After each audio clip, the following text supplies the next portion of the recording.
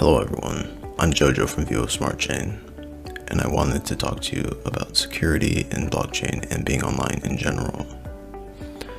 While the crypto industry is great and full of opportunity, as with any industry, there are bad actors.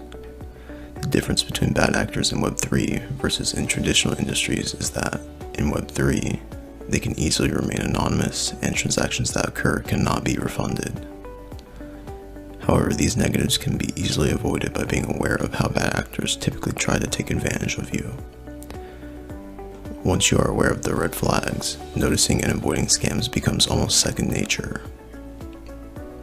To show what to look out for and what information to not freely give out, we'll go over a typical scenario of what an interaction with a scammer would look like. With this, we will be able to see how the information normally asked for by scammers is used to gain control of people's funds. To start out, I ask a question about Vivo Smart Chain in the Telegram chat. While the messages are from me, imagine yourself in the same situation if you were asking general questions as well. The question I asked was in the official Vivo Smart Chain Telegram channel, which is a place that is okay to ask questions. If you are ever asking questions via our public channels, please keep in mind that our community members or team members will take the time to address your question. It may not be immediate, but given time, it should be addressed. The scammer also sees the message I have sent. Since it seems like I have questions or are in need of assistance, the scammer decides that they are going to be posting us support to try and convince me that they are here to help me with the issue.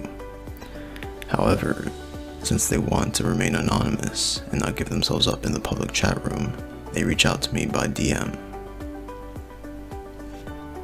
When looking at the scammer's account, we can see that they have taken the time to make sure the account looks official. They have their profile picture set to the VSC logo and have a username set as something that a support agent would likely have. After receiving this message, you should already be starting to get suspicious. Why? Because this person is claiming to be from support and has also reached out to you personally. We see consistent notices and warnings in the VSC public channels that team members and staff will never DM you. So the fact that this person is doing that should stand out to you as a suspicious thing. The reason why scammers message you in DMs and how they benefit from it is because by doing that, they are putting you in a one-on-one conversation with them. Doing this prevents others from stepping in to expose them. Because of this, it is the ideal environment for the scam to work. Ignoring that a person claiming to be from support DM me in private, I proceed to message them believing that they are actually support. In response to my message, they have asked me to provide them with my email address. This is another thing that should come off to you as suspicious. The reasoning behind the need for the email is unclear and doesn't really relate to anything I asked about. In real life, support staff may need your email to assist you, but giving it to a random person who has messaged you and claimed to be support may not be the best idea. For the scammer, having your email address doesn't directly enable them to take over any of your accounts. However, it does give them a way to potentially trick you into giving them more information, which they can use to access your account. Again, I ignore the suspicious signs and provide my email address to the scammer. They then tell me to provide them with a one-time password that has been sent to my email address. This should seem extremely strange and suspicious if you are being asked it. There is absolutely no reason why an official support staff would ask for you to provide them with a OTP or one-time password. As the name suggests, it is essentially just as valuable or important as your actual password. Giving this to someone is the same as giving them your password. The reason why the scammer asks you for this is because he is aware that to log in to in-persona, you can just use an email address and a one-time password that is then sent to that email address. So since they already obtained my email address, they attempt to log into in-persona with it, causing a one-time password to automatically be sent to my email. To be able to log into the account, they are relying on you to give the one-time password to them. Again, I ignore the red flags and give the scammer the one-time password that was emailed to me. And as you can see, they were able to log into my account with it.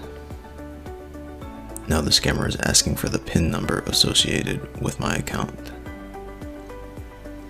This should come off as extremely suspicious. Again, there is no real need for any support agent to ever ask this, and even if they did, you should never provide it to them. The scammer asked for this because they know that if they have access to your account, like this scammer currently does, they need the PIN to be able to send crypto to a different wallet. In other words, this code is the last thing they need in order to take off with all your assets. And as you can see, the scammer now has full access to the account and has the ability to send the funds to a different wallet, making it so that you can never recover the funds. It can happen incredibly fast if you are not careful. I believe that this is the most common method scammers are trying to take advantage of users today, as some people may not be aware of the dangers that sharing these pieces of information opens them up to.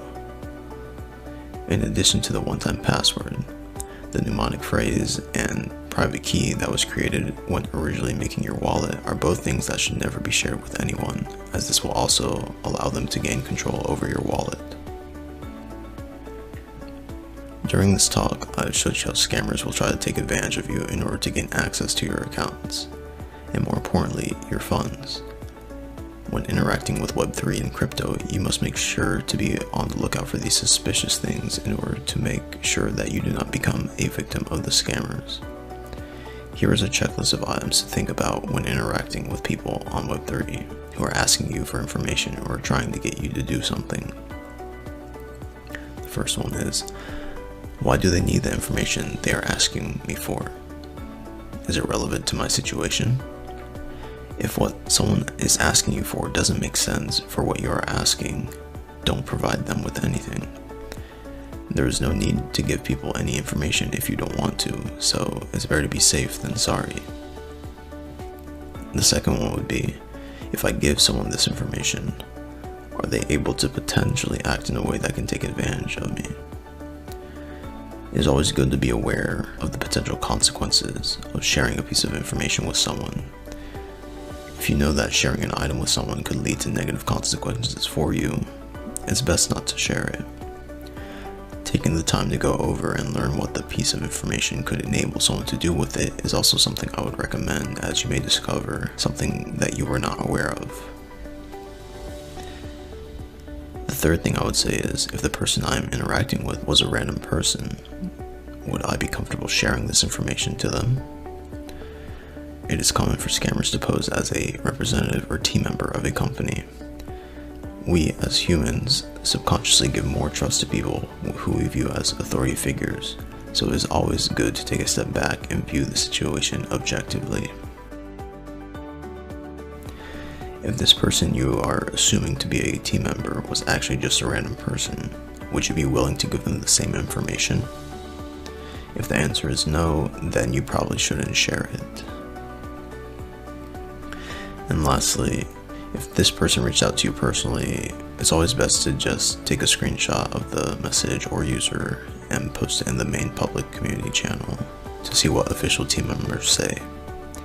There's no rush, so it's best to ask questions and double check to be safe. I hope I've been able to give some additional perspective into the mind of a scammer. Let's all make an effort to remain safe and help others do the same. Thank you.